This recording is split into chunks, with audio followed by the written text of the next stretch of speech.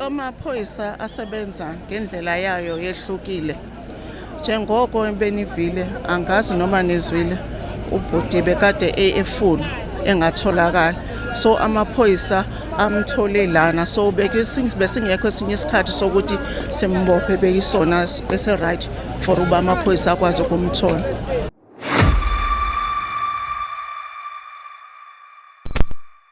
Igama lami njengoMusa uSergeant Hlaki ngwasemaphoyiseni, ngisebenza eHarry Gwala District as a communication officer. Right, siyabonga kakhulu dadewethu kuba nawe namhlanje. Sicela nje ngokubuka ukuthi ekseni kube nesenzo esiyesenzeka. Sicela ukuchecka nje ngoba mina ngiyongawazi ukuthi umthetho uhamba uphelephi ukuthi mhlawumbe besingekho yini esinye isikhathi sokumfuna umfowethu sichecke according to izinto ezenzekile mhlawumbe ekuthutholwa nazo than lesi sematch. Amaphoyisa asebenza ngendlela yayo yehlukile.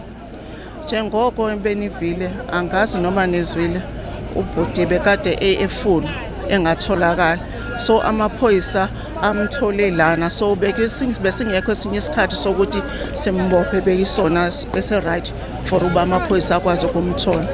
All right, sibonga dadewethu. Siye sabona la ukuthi ke kwangathi khona ukuxokozisana okhona kwamaphoyisa nabantu. I'm not too sure because bengekho kufishane when I heard ukuthi kube nama tear gas or ukuqhumiswa noma ukukhushwa kwesibhamu ke kwaba khona ngaba uyawe ngento enjalo umi khona ingaba yenzeke kanjani.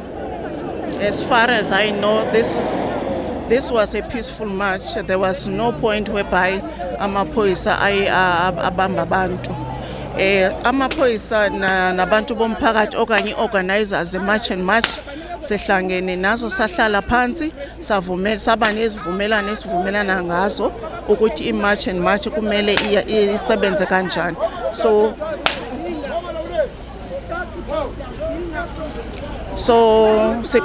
kuqhubeke ngokwehlelo bekufanele kuqhubeke ngalo, though into esingayiphawula ukuthi next time i-organizers they must stick to i-agreement esiyenzile nabo, because uma ubheka i-agreement yethu was that i-march and march will start at 9 and then it disperse there by municipality at 12 o'clock. So thina singamaphoyisa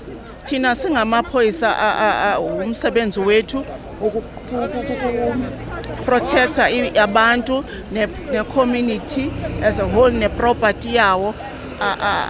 Asimi phambi kokuthi abantu mabaveze lokho abahalela ukukhuluma ngakho, but siye sihlale phansi nabo sivumelane, then silindele ukuthi nabo i-organizers ze-march and march zizokwenza njengoko besivumelene ngakho. Right, kube nokuvelayo ukuthi akuvumelekile ukuthi kube nabantu abasabisayo noma ba-intimidate abantu abamashayo ngokuphatha izibhamu nokuthini. Mhlawumbe amaphoyisa ikhona indlela ake ayihandlisha ngayo leso simo. Njengoba ndichilo sisi ukuthi thina sihleli phansi ne-organizers ze-march and march, then savumelana nabo ukuthi yini esilindele yini esingayilindele. So sizawuba nayo i-debriefing after this, then akwazi ukuchaza yena ukuthi why kwenzekile, because lokho bekwenzeka lana hayi akuyona into ebesivumelene ngayo. Right, okay dadewethu, ngisacela nje ukuchecka la ukuthi siye sabona ukuthi kunesimo sezitolo ezivaliwe, so okuwukuthi ngicabanga ukuthi kuyiproof enkulu ukuthi labo bantu abanawo ama-permits okanye aba-operating ngokusemthethweni. Ingaba mhlawumbe amaphoyisa wavumelekile ukuthi adlale indima same time izitolo? No that I know of. Akho report thina esiyifumeneyo.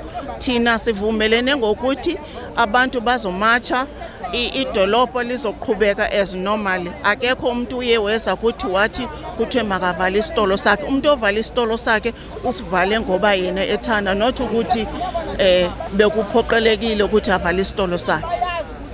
All right, siyabonga kakhulu dadewethu ngesikhathi sakho. Thina siyi-Drumont TV nje nombukiso nalomyalezo sodlulisela kubantu bethu emakhaya. Siyabonga. Thank you very much.